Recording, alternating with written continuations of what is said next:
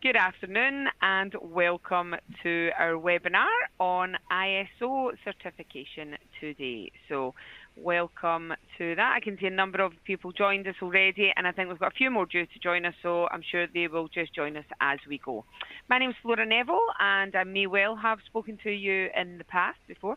I'm going to be here in the background today. Elwelina is going to take most of today's content, but I'll be in the background keeping an eye on the question and answers and the chat as well. So anything at all, feel free to put those in there, and we will either ask them as we go, or we've also got some time at the end also to take questions. So plenty of opportunity. Please don't feel any question is a silly question. Because I can guarantee if you're thinking it, somebody else is thinking it too. So please do use the chat, use the question and answer section, guys, and feel free to ask away. Lena, I'll just get you to introduce yourself. Hello, my name is Evelina, and I work for Citation as a senior ISO consultant since last 3 years. What I do on day-to-day basis, I manage a little team of auditors and consultants. I do those webinars as well, and I audit clients against 9, 14, and 45, and I do consultancies for those standards as well. Brilliant, thank you very much. Okay, a little bit then just about us before we get started. We have over 30,000 management systems implemented, over 60 consultants nationwide. We've been doing it for over 30 years as well. And it's a complete package. So complete support in everything you need to achieve and maintain your ISO certification. So it's getting you to that point and then continuing it through to maintain it as well, which is the absolute key thing. And it's very much a tailored management system that works for your business, yeah? And obviously ISO standards are a collection of best practices that have been agreed on by industry experts from around the world. And that helps to make sure that about consistency and the reliability of organizations that conform one. So ISO standards do play a pivotal role in enhancing efficiency, quality and safety in construction projects. And we are there on hand to help you maintain that, to gain it and maintain it, as I said, and help you do it. So we're going to talk to you a wee bit more about that today. So we are going to firstly look at what is an ISO. What the business benefits of an ISO, and also the external advantages that are available as well. And then we're going to look at 9001, 14001, 27001 and 45001 and the details of each of those. Now, I know you may be familiar with some of those, you may have some of those in place, you may be looking to go down that route. So we'll cover all aspects of it. But as I said, guys, please don't be shy. Please do ask any questions that you want answered, and we'll do our best to get through these. And we do have time for a question answer at the end as well. So before we get started then, I want to just ask you a couple of questions. So what to do is just click on A, B, C or D here. So the question is, how familiar are you with the benefits of ISO certification? So A, very familiar, B, somewhat familiar, C, limited knowledge, or D, no knowledge. So if you just want to click on one of them, it's not an assessment, it's not a big test, it's really just for us to have an understanding of where you're at as well. And that will help us to shape the next 55 minutes that we're going to take you through. So A, B or C, they're either very familiar, somewhat familiar, limited knowledge or no knowledge at all. And whatever it is absolutely fine. Don't worry about that. Okay, so nobody with no knowledge, or a couple of people actually have just put that on there. So some with limited knowledge, most are somewhat familiar, and a few of you very familiar. So that's where we would expect it to be. So we're going to talk you through it and hopefully, make you a wee bit more familiar with it today and kind of highlight different aspects of it, look at different areas, and how, that would work in your business. Okay, so the next question is, what is the primary reason your organisation pursued or is looking towards ISO certification? So it may be that you've already got it or that you're looking to go down that route.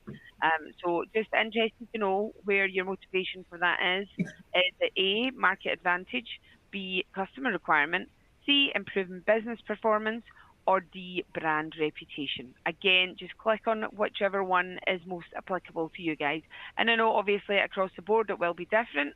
So if you just, as I say, click on which one is applicable to you, what the primary reason is for you looking towards, why you've already maybe gone down that road. So if you've already got an ISO, or if you are looking towards that, what do you think is the motivation in your business? Again, everybody will be different, yeah?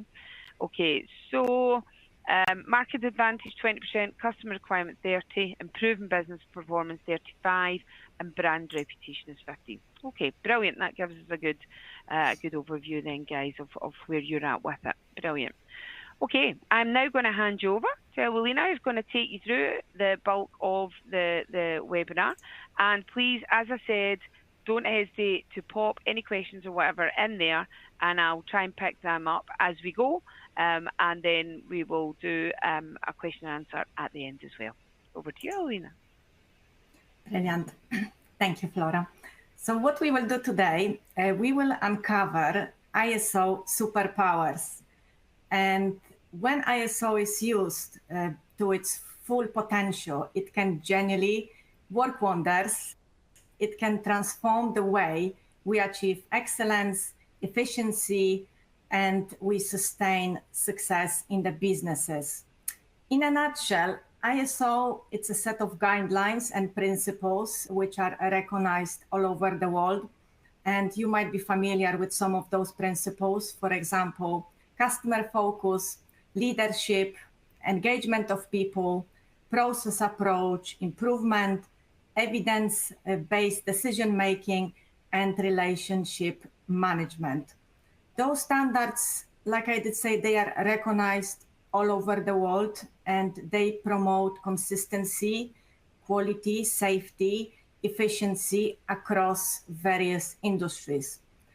ISO certification is applicable to any business, any size, any complexity, whatever you provide, regardless if it's products, if it's service, if you are a small organization, if you are large organization, ISO principles applies exactly the same. How complex ISO is, it depends on many factors. It depends how complex your products and services are. However, we always promote simplicity and bespoke approach. Probably one of the misconceptions is that ISO, it's about ton of documentation, 100 pages manuals, registers, logs, and everything else. However, it's not the case. The ISO approach, it needs to be bespoke to the business. Yes, it does have certain clauses which they requires to have documented information. But as we will be going along today's agenda, you will understand a little bit more why some of the things we need to keep the record on. However, like I was saying, it's not about 100 pages manuals. It's not about books of documents which you need to have to be ISO certified. And ISO, it is far more than just certificate. It is a powerful framework that genuinely helps organizations to enhance what they do, how they do. It does ensure compliance, and it does create a culture of excellence. Why your customers want you to be certified with ISO, or partners or stakeholders? Because if you have ISO certification, it sends them a message that your organization is serious about quality, environment, health and safety, or information security. It is a strategic tool that will make you more competitive on the global market. It will promote operational efficiency, and you will be ensuring your sustainable growth. So this is something what we will be looking throughout the next hour. So ultimately, ISO, it's not just about earning a badge. It's actually about embedding a mindset of being reliable, accountable, and promoting progress throughout your entire organization. So this is what we will be discussing today. ISO is not the journey. ISO, it's a journey. It's not a destination. ISO, when we achieve ISO, it's a beginning for the business of what it should be very meaningful journey. And it will lead you throughout business transformation. ISO, it's a long-term commitment to quality, environment, health and safety, security information, because these are the standards which we have mentioned, but you might be interested or you might have different ISO. So it's all about commitment. It's all about driving continuous improvement with whatever you provide to your customers. What's important in this journey is to make sure that all employees and everyone within your organization, they are part of this journey, that they know what the ISO is, that they understand the concept, why they do something meaningful on day-to-day basis, which contributes towards successfully managing ISO. Because if internally we don't have this knowledge, if internally we don't understand what the ISO is and who are we in this ISO journey, it's difficult to expect that will actually serve you externally as well. So for example, you might have ISO representatives, which they manage on day-to-day basis ISO activities, but how this knowledge is cascaded throughout everyone. So even if any of your employees does not update a document, or maybe they are not taking part within your management review, they still should have awareness about that ISO. It's something important, it's something meaningful, and it's something that everyone within your organization should be proud of. So we have to make sure that internal and external communication is good. Otherwise, we might miss some opportunities. So if you are already ISO certified, please be proud of it. Let others know, not only internally, but externally as well. Maybe you have logos on your websites. Maybe you have badge in the footer of your email, or maybe you have some adverts on your websites, on the social media, or in your advertising materials. So promote, you have ISO, let it be something that you are proud of, and please let others know as well that you are ISO certified company. So we've got a couple of popular ISOs, which probably you know some of them. It's not the limit only with those. There is many, many more. For example, recently we've got 42001, which is AI standard. But the ones which probably we know the most about, they are ISO 9001, ISO 14001, ISO 27001, and ISO 45001. So let's look a little bit closer, and I will do a little introduction to all of those so that we have a little bit of insight what those standards are all about. 14001, it is environmental standard. It helps organizations reduce environmental impact. It helps to comply with regulations and improve resource efficiency. By following ISO 14001, businesses can genuinely enhance their sustainability. They can improve public image and potentially lower operational cost through better waste management, energy usage, which we know it's super expensive these days. And it's also valuable for meeting customer and stakeholder expectations regarding environmental responsibility. For those who are not aware of, last year ISO released a statement that regardless which standard you have certification for, we all have to think about if climate change impacts us and if it's relevant to us. So for example, maybe for some of us for today, the storm, which is everywhere in UK, in some places worse, it might affect the way we travel today, or it did affect something else. So just please bear that in mind, that regardless which standard we are talking about, we still need to have a little bit of environmental awareness. 9001, it is quality standard. It does help organization ensure consistent products and service provision, and good quality of what do you provide. it strives towards continually improving customer satisfaction, enhancing operational efficiency. By following ISO 9001 requirements, businesses can streamline their processes, they can reduce errors, reduce number of non-conformities, and again, be more competitive than somebody else is on the market.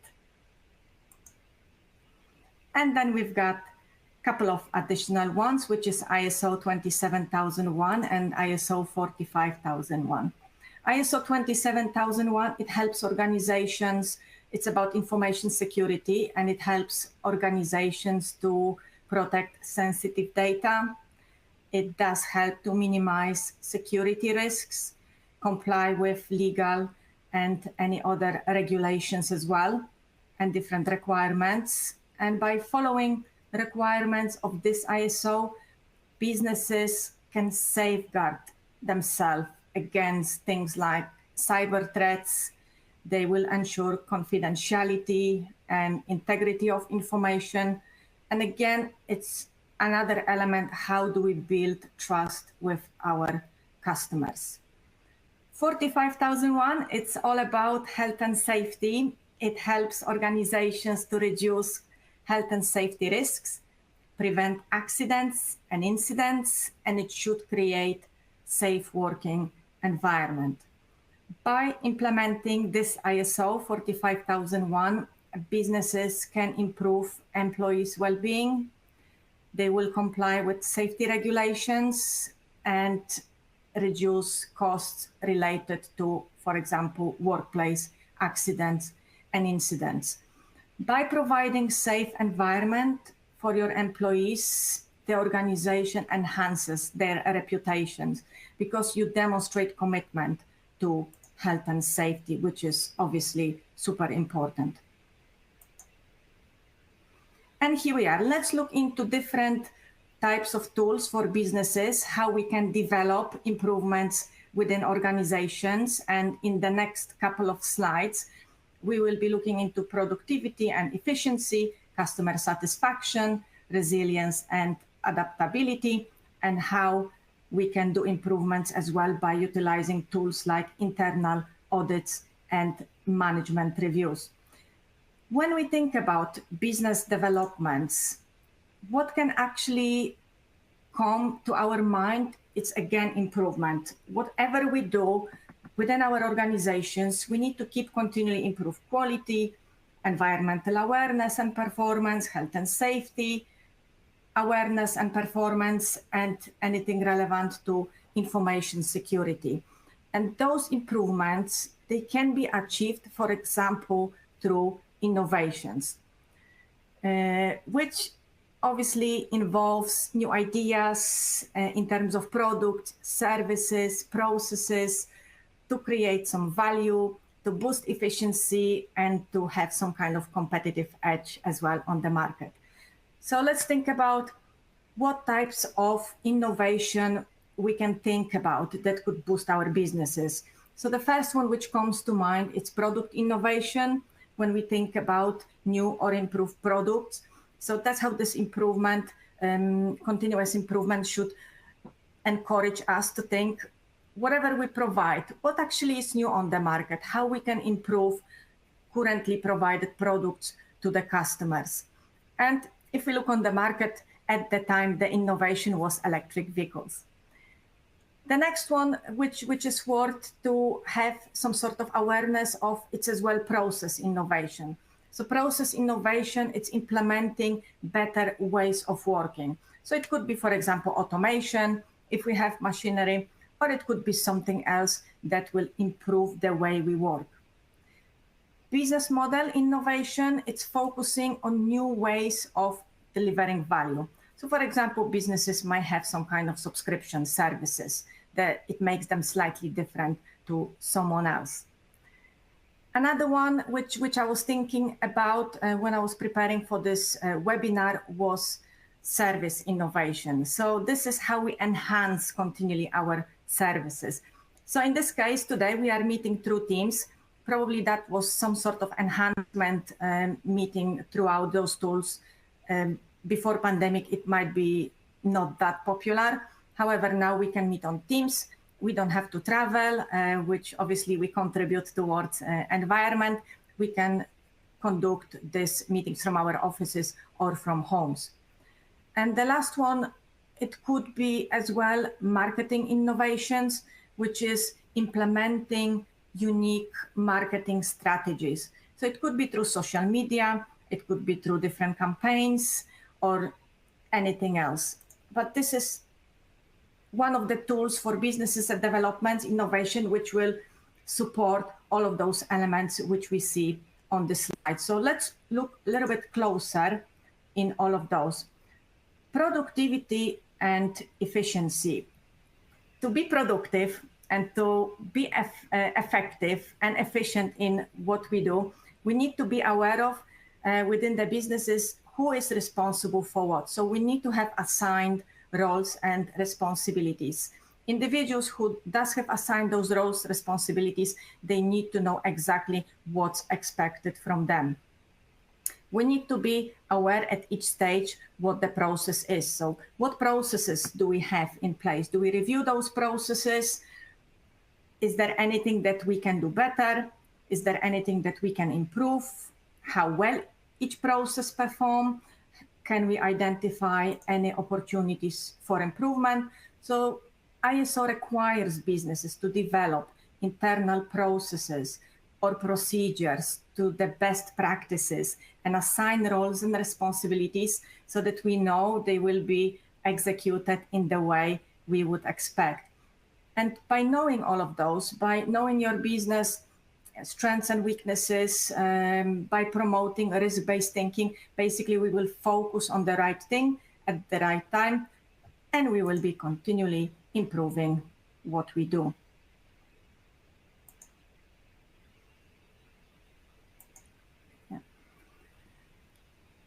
And again, on a little bit productivity and efficiency, as you can see, we want to provide all the time the right thing at right thing at the first time and every time. And if we repeat the correct process which you have in place, which we were saying, it's checked, it's effective, we assigned competent employees to execute those processes. As you can see, we repeat same good results each time. And those good results, they will contribute towards lower costs of provision of products and services. They will contribute that customers will be happy because they will receive correct products and services every time. We will improve efficiency, which will save us some money possibly, and we will be doing fewer errors. And obviously fewer errors means less costs for us and not wasting time for rectifying non-conformities. And this is probably something that some of you might be familiar with, the famous plan, do, check, act cycle. It's something that we do all the time. Whatever you provide, if it's product or if it's service, basically we should follow this plan, do, check, act cycle. So let's build our understanding a little bit of what actually this cycle should deliver. So we've got first phase, which is plan. When we plan our activities, before we deliver any product or service to the customer, we think about what customer wants from us. What is their requirement? What is the specification? How much we will charge for the service or product? Do we have sufficient resources? And in terms of resources, it's everything. Time of delivery, skills and competence of our workforce, access to machinery, as well consideration of any risks and opportunities relevant to this product or service. Once we have this planning phase completed, we are moving to the doing phase, which means we are implementing basically maybe production of the product or maybe delivery of your service. When products and services are delivered or before delivery, we should check them. We should check that whatever we do, it actually meets customer specification. So before a release, we check Is everything correct? Is this exactly what our customer wanted? If yes, happy days, we can release it. So this is our check. And the acting phase, I know that quite often we say, oh, when we have non-conformities, we have to act on them. So the way the acting phase is, yes, it is rectification of non-conformities. Hopefully, before you have released products and service, if you have noticed that something is not quite right, you can act on it in a timely manner. Or if client did complain, then obviously you would fix it as well. However, the acting phase, it's not just the rectification of non-conformities. It is as well thinking a little bit about what we can do better for the next time when we repeat the same cycle. Is there something that we can do slightly quicker, more effectively, maybe deliver in different method, maybe considerations of more modern technology? So every time or periodically when you provide the same product or same service, the ISO promotes this plan to check that cycle to promote this awareness within the organization and make us sit and think a little bit, what can we do better next time?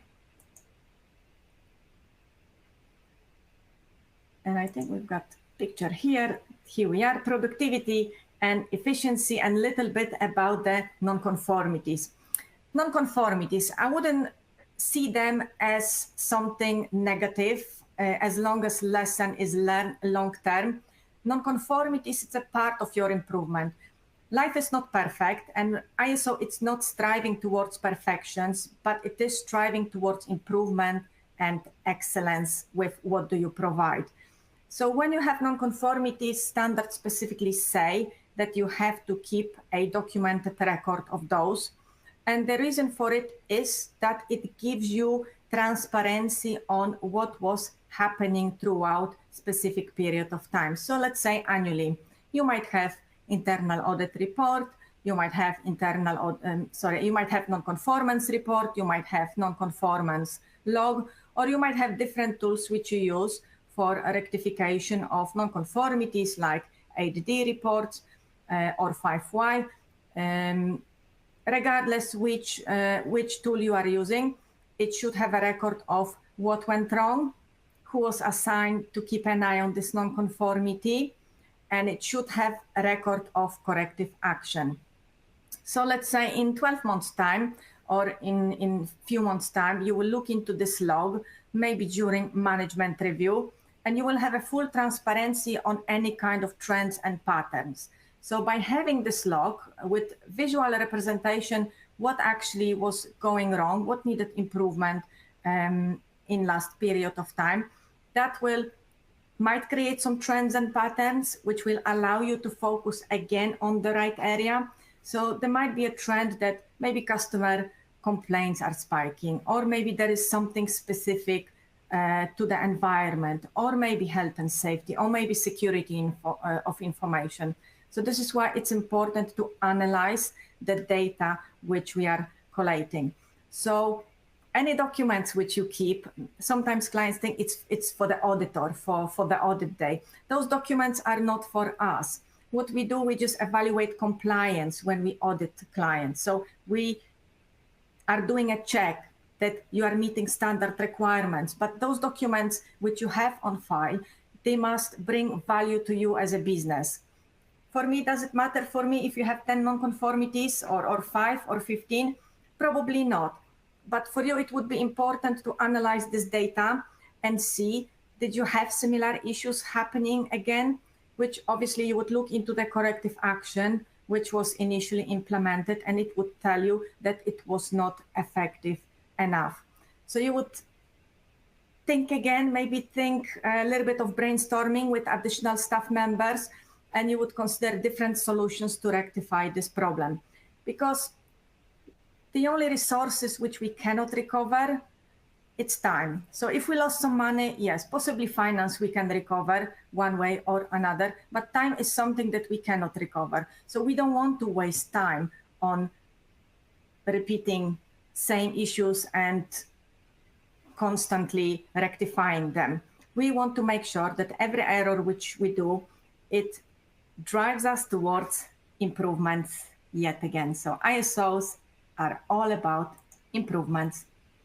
Cost savings, obviously, if we don't have non-conformities, if we are rectifying them in the way they should be rectified, if we don't repeat same mistakes, if we have some lesson learned, it will provide you cost savings.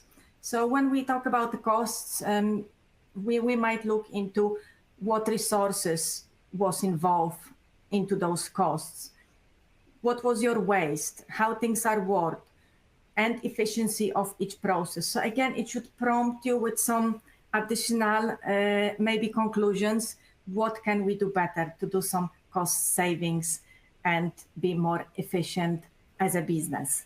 So as you can see on the yellow side of the slide, there are some examples. For example, when somebody is producing scrap materials, how much did it cost? What did we do?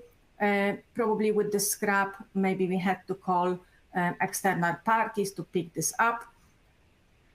Is it worth any money? Could it be reduced? Could it be reused? So maybe we can rework something. Maybe we can use it again on something else. So all of those considerations, as you can see, quality, environment, health and safety, security of information, they genuinely work with each other in a line that they should be really aligned with each other. Customer satisfaction. This is very interesting topic because every business wants their customers to be happy, do we? We want our customers to be happy. We want them to be happy with the audits which we do. We want them to be more than happy with consultancies. We want them to be happy that they have achieved certification under our guidance. Again, to keep customers happy, we need to make sure that we have great efficiency, that we have good problem-solving tools, that we do monitor all the time. What do we provide? And ISO does encourage clients to actually do that. As you can see on the right-hand side, there is a little chart about how we can improve customer satisfaction, how we can ensure that customers will be coming back to us for additional products and services, or maybe they will be telling others that we are a very good supplier. So initially we have to define the market. So we need to decide who do we want to deliver our products and services to. Before we will deliver anything, we need to understand what the customer needs are. If we don't know what the customer needs, there is always a risk that we will not provide correct service or product.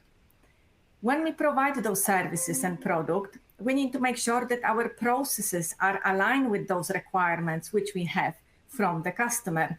We have to engage the team of people which will be supporting those activities, which will have sufficient knowledge, sufficient skills and competences.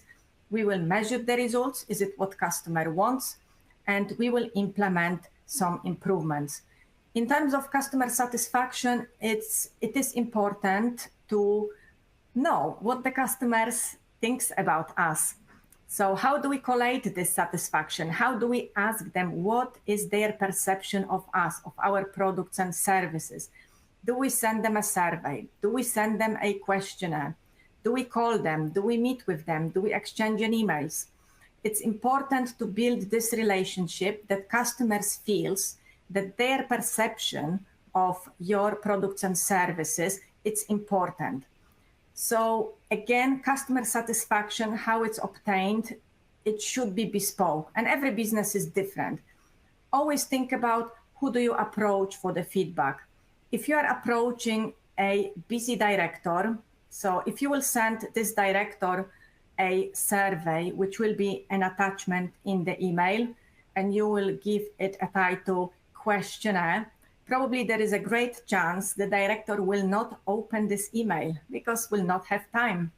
However, if you will give a quick call to this director and you will say that you value their opinion as a customer and you would like to know how they felt about service or product which you have delivered, because you want to keep improving, that will make them feel that they are important and they will respond accordingly. So always think about who do you approach for this feedback. This approach should be bespoke in terms of who do you approach, what is their preferred method of collating satisfaction. Maybe preference is to have something quick. Maybe preference is to obtain it through calls or meetings. So please adapt this approach to your customers. Customers are different. They might have different needs. They might have less time to do actually surveys, but we cannot improve anything what we do if we don't know what the customers think about us. In addition, what's worth considering, think about meaningful questions. What would you like to know? Throughout the variety of customers, you might ask different questions, different customers. Not long ago, I was with a client and they were a little bit disappointed that they cannot achieve. I think it was, I can't remember what was the percentage, maybe let's say random guess, maybe 95% of the satisfaction. And then we was looking into the questions which they were asking. And basically they was sending a same survey to everyone. And the lowest score element was price. And I was thinking, do you actually offer the best price you can? And they said yes. So you don't have to ask about the price, because human nature is we always want something cheaper, we always want something better. So if answer on this question is not driving really any improvements, you don't have to ask this question. Ask the questions which are meaningful, which are powerful, which will be driving continuous improvements within your organization. That's what the customer satisfaction really is. And here we are, resilience and adaptability. So those two, they goes together. I think first time when I came across resilience terminology, it was when I was studying mechanical engineering, and I hope I will not embarrass myself what it was. I think it was basically when we apply any types of energy on material, it basically after this application, it has to bounce back to its original shape and form. Sometimes materials can be compressed, sometimes material can be stretched. However, they always come back to how they looked before. So resilience in the business, it's something very much similar. Its ability to withstand, adapt to, and recover from any internal and external challenges which you face. So again, it's one of the clauses of the standard context of the organization, risks and opportunities. It's thinking about what are the external and internal factors which might affect us. And when it does, do we have this ability to recover when something hit us or not? So this is in a short, resilience. What type of resilience we can look into? It could be operational resilience, when we are keeping essential functions running during any types of disruptions. Financial resilience, when we are managing resources to maintain financial stability. Workforce resilience, when we are building motivated, skilled, and adaptable team members. Strategic resilience, when we are adjusting our plans to meet changing demands. Or it could be as well cultural resilience, when we are fostering innovation and collaboration. So basically resilience does ensure that businesses can navigate what is uncertain, and they are coming out of these events even stronger. The tool which might help in building resilience and be more able to adapt what's happening internally or externally, it's SWOT analysis. So SWOT stands for strengths, weaknesses, opportunities, and threats. And yet again, we've got some kind of cycle, which we repeat. So if we sit down and think, what is our organizational strength? What we are good at? What we are proud of? Let's make a note of this. What are our weaknesses? Is it something that we are ready to face? Is it something that we are ready for consequences? Is it something that we can improve? What opportunities comes along? what opportunities did we have in the past and what opportunities upcoming we might have? What is our threat? Is it competitors? Is it climate change or extreme weather conditions? Or maybe information security might be a bit weak. So again, this should be live tool. It's not just about creating a template and adjusting last review date for the audit's sake. But again, it must be something that will do something good for your organization. If it's genuinely proactively monitored sequence of events, you know that probably in 12 months time, something will change. Maybe the weakness which you had will become your strength. Or maybe other way around, opportunity which you had was lost and it become a threat. So treat it as something as bespoke. You don't have to keep a static log of the SWOT analysis. Let it be something meaningful. Let it be something that will genuinely drive improvements in your organizations. And any documentation which you share with us, like I was saying, it's not for us. It's something that should work for you. For us, we know when a client does have some static documentations. We know when it's something proactively managed. And we know that businesses who are actually implementing those principles and concepts of ISO in the way that they benefit from them, those businesses are genuinely always better on the market than their competitors.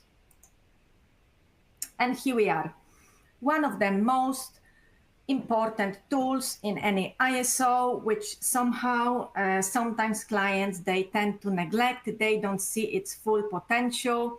I don't know why, because those internal audits and management reviews, they are absolutely amazing. Internal audits are not only important from ISO requirement point of view, but as well it's a powerful tool for several reasons which will create a path to success. So what are those reasons? In a nutshell, internal audits, they helps organizations to improve their processes, align with standard requirements, meet compliance regulations, and prevent any kind of non-compliance issues from leading to potentially legal non-conformities or loss of reputation. Internal audits, they are part of this Plan, Do, Check, Act cycle. They are core part of ISO standards. They can identify any kind of inefficiencies, risks, or areas which does require improvement. They can observe any deviations from the processes if they are taking place, and they are enabling organizations to refine their processes and improve what you do and how you do. In addition, if those internal audits are proactively conducted, they can identify and mitigate risks, which will prevent potential problems from escalating. So again, this will strengthen operational stability and it will reduce the likelihood of any types of failures. Internal audits, they should be independent and they should provide objective evaluation of your internal processes. And this ensures that your organization does not rely on internal assumptions, and it does promote transparency and accountability. When we do internal audits, we engage with other staff members, which will improve their ISO awareness. It will build a relationship with those staff members, that they will become open and honest. So not always employees will come up and say, oh, I've got a brilliant idea. They might feel a bit shy. They might feel it's not their department. Maybe they should not say, and they keep those ideas for themselves. But when we do internal audits, when we engage into those conversations, this will boost employees to share those ideas with us. And obviously, when we do internal audits, we do prepare for external audit with us. Just a quick example. because I was thinking that when I will be doing this webinar, I will be giving some real life examples as well. So the example is that one of the clients, that was their actually non-conformity internal audits, and they did really good internal audit following year. And I was really like, this looks really good. And I could see that they, I think they was taking part in ISO Mentor, and they probably learned the best methods of how to do internal audits. So I did ask them, how did they find this experience of doing really thorough internal audits? And actually the response which I had was that because they did really genuine internal audits, it was for them eyes-opening. And I did ask why, and they said, we have identified internally so many areas which were at risk. Internal audits and findings from internal audits gave them an answers for all the time happening certain non-conformities, which they couldn't get to the root of it, what was actually happening. So for me, it was excellent to see that the client really benefited from doing those internal audits. Again, they are not for us. We just evaluate the quality of them, but it must be something meaningful for your organization. So when you do internal audits, please make sure that they are good quality and that they are bringing some benefits to your business. And the next tool which we have, it's management reviews.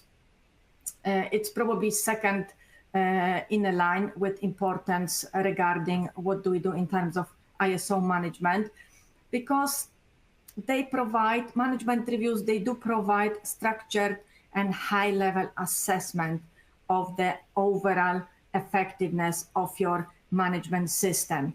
Because during this management review, you review your objectives, you review your KPIs, you check if they are still aligned with your environmental, quality, or any other standards, visions, and missions. So that helps to support your strategic vision in the business. As well, during the management review, we should see some senior staff members, leadership. It's super important because critical decisions should be made again, reinforcing the importance of the ISO standards across. We have to look into not only KPIs, but we have to review the audit results. So when you do your internal audits, you need to look into them. What are the outcomes? What are the areas that we can improve?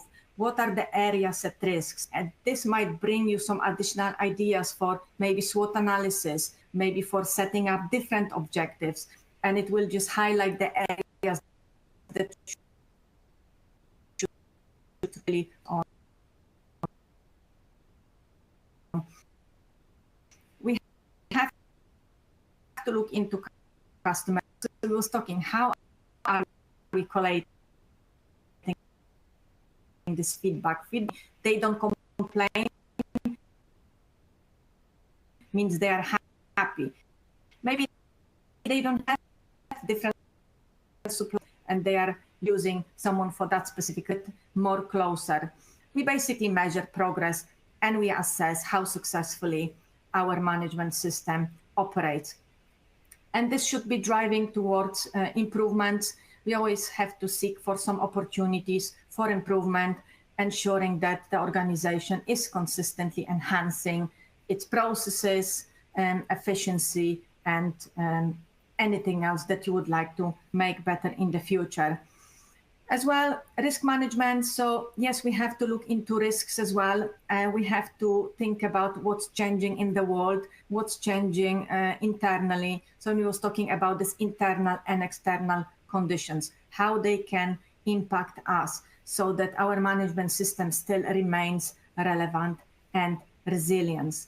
And again, we have to do management reviews because it's one of the standard requirements. However, don't just treat it as a requirement of the standard, always treat it as something that will be genuinely improving your products and services, something that will be really, really meaningful. And here we are. There is a lot of external and internal benefits of being ISO certified company. So as you can see, you might be taking part in tendering process, which can help you to pre-qualify for tenders. It might help you to be more competitive on the market. So you might be doing something better than your competitors. If you have more ISOs, there is probably greater chance that potential clients will pick you because they will have this trust in you that you are better than somebody else. And if you take part in tenders, you might be asked a question, can you please send certificate? Or you might be asked a question, please send some documentation. So during the setup of the ISO management systems, all of those requirements are actually done. So when if you are tendering, definitely the process will be way easier and easier and probably more understood what the requirements really are. Another one, obviously ISO, it's recognized all over the world.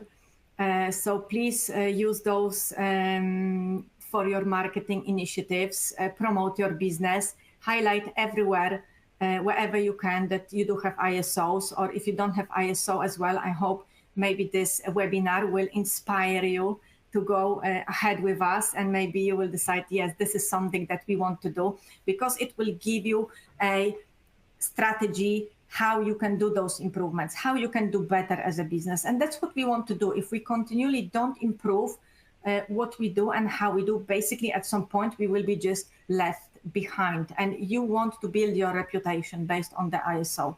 You want to be recognized, and obviously you want to build even better relationships with your clients. So if you have existing clients, then maybe they don't know that you have ISO. Please just let everyone know, because it is an achievement. And like I was saying at the beginning of the session, it's something that we really should be proud of.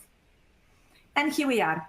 What are the benefits of the standard? So we did a little bit of introduction in the first part of the session, but what are the practical benefits from having those certificates? So with the ISO 9001, it will increase your efficiency, faster identification and resolution of issues, improved employees' morale, a right first time attitude, and continual improvement. Externally, it does improve relationships with customers and suppliers. It does enhance customer satisfaction and prove to prospective new business, and that provide consistent, reliable, and fit for purpose products and services.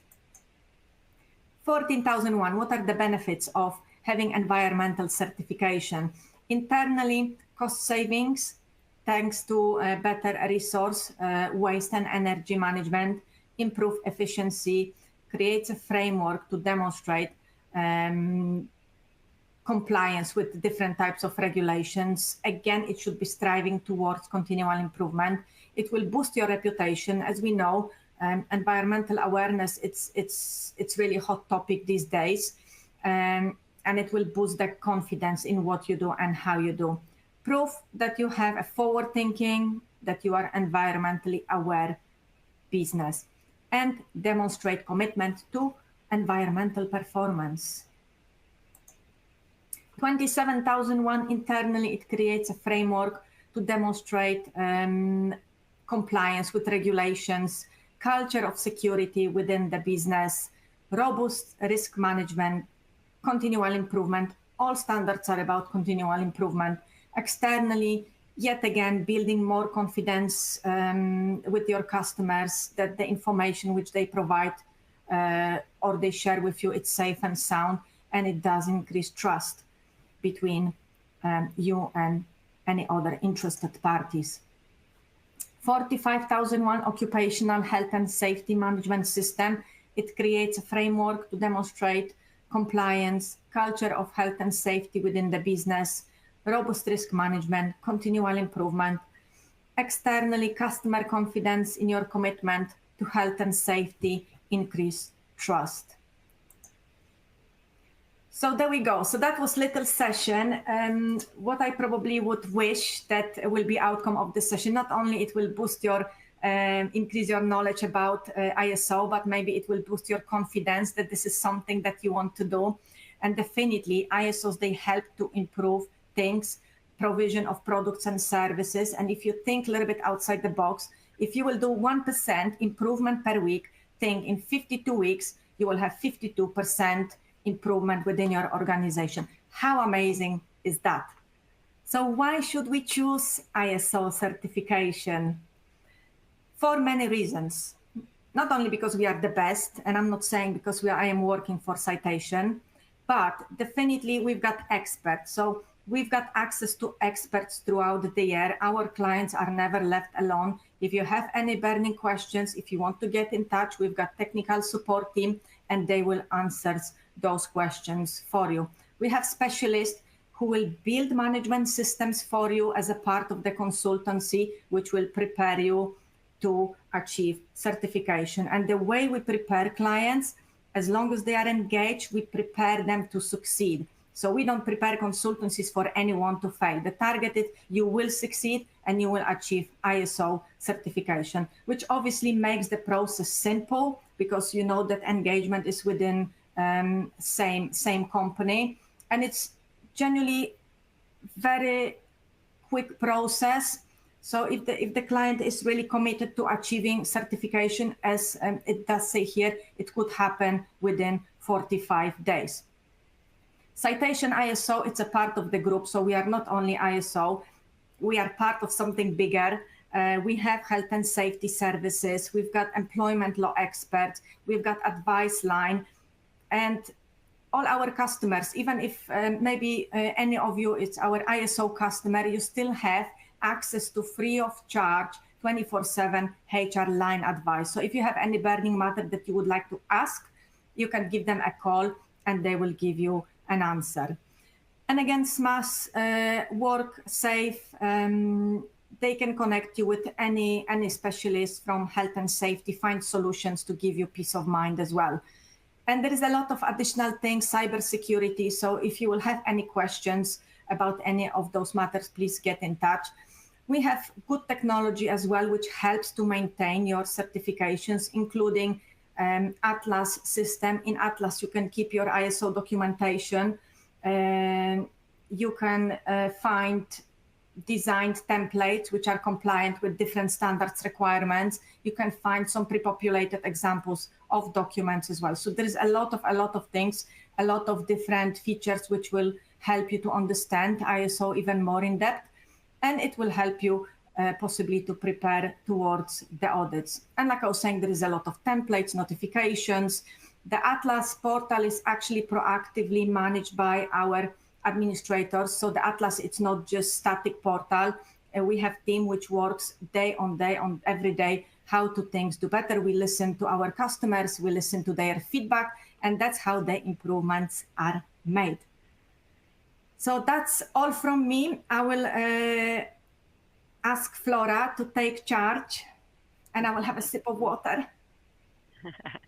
Yeah, well done. Lots of talking and lots of fantastic information, and hopefully it's giving you some thoughts and food for thought, and I know probably created a number of questions as well. So we're happy to take those if you want, and I can see there is, I think I managed to answer a few of them along the way. Somebody's just asked there, is ISO 9001 repeated in the other three, or are they additions to ISO 9001, Evelina? So ISO 9001 is foundation for additional standards, but it doesn't mean that you cannot start with 14001 or 45001. You can, if you don't have any ISOs yet, you can start with any ISO you want. The benefit of the ISOs is that clauses are very much similar. So for example, clause 4, context of the organization is basically the same across all those standards.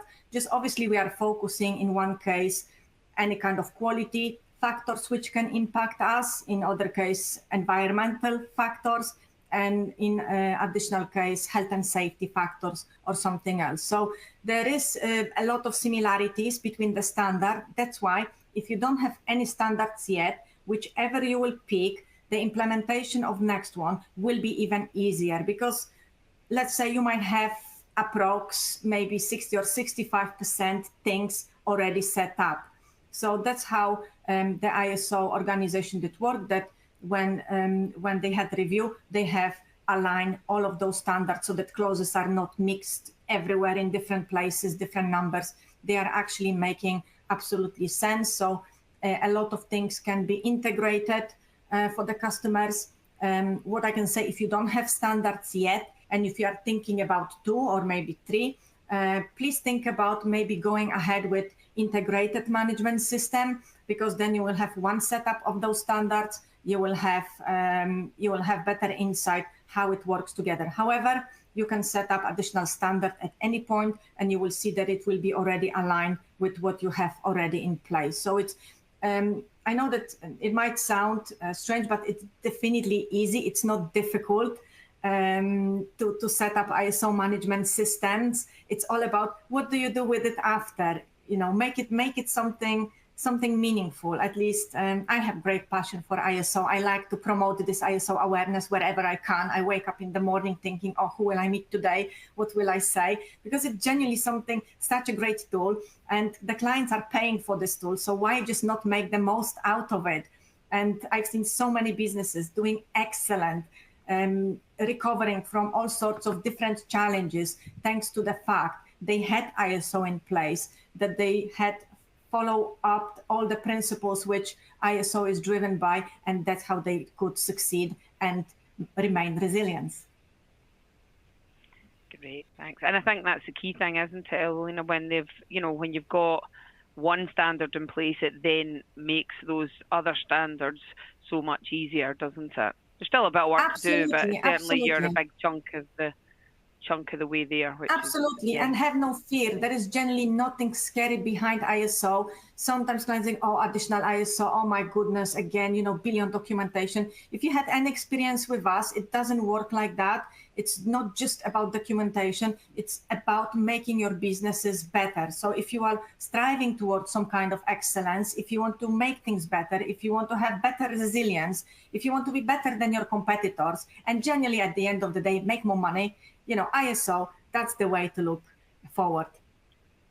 Brilliant. Thanking you. Okay, I think I've managed to answer the other questions that have come in across the webinar, so that is good. Now, if you do want further information, more than happy to pick that up.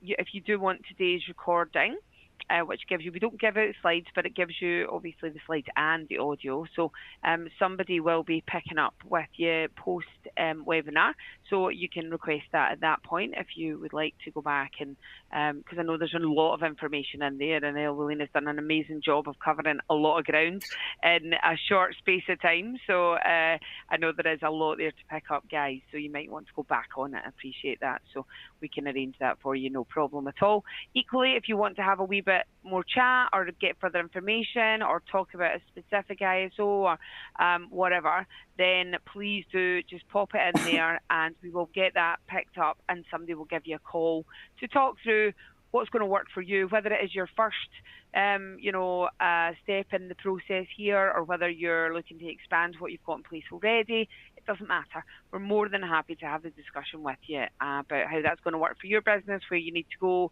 and what needs to be done. So please don't hesitate to pop your details in there, and we will certainly pick that up with you. No problem at all. Okay, anything further from yourself, Evelina? I just would like to say thank you, everyone who actually joined us on this session. I hope you found it interesting. I was super excited about this webinar.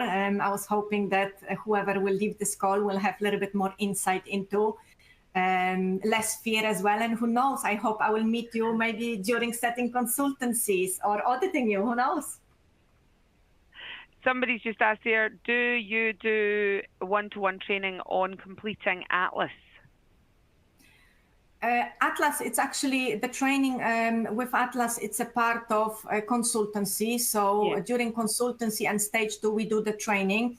But if somebody forgot how to use Atlas, I would probably get in touch with Office and they can look into a little bit closer to assign someone who maybe would give a little bit of insight.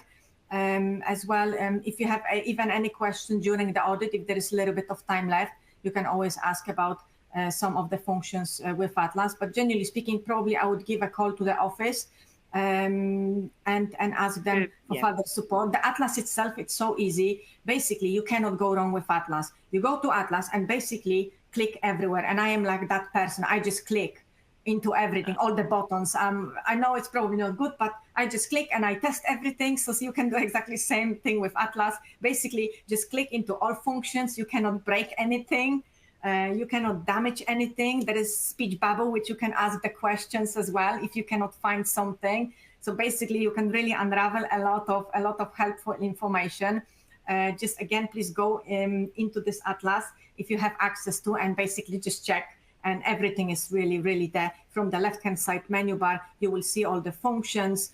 On the dashboard, there is Need Help area, which will open a page with all additional support, including short videos, completed versions of templates, for example, completed example of management review, which gives some hints. What do we talk about during management reviews?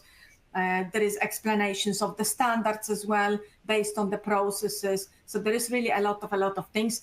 And I always say, if you really don't know nothing about the Atlas, please give us a call. Or if you have a little bit of time every now and then, just basically go into Atlas and click wherever you can. Great.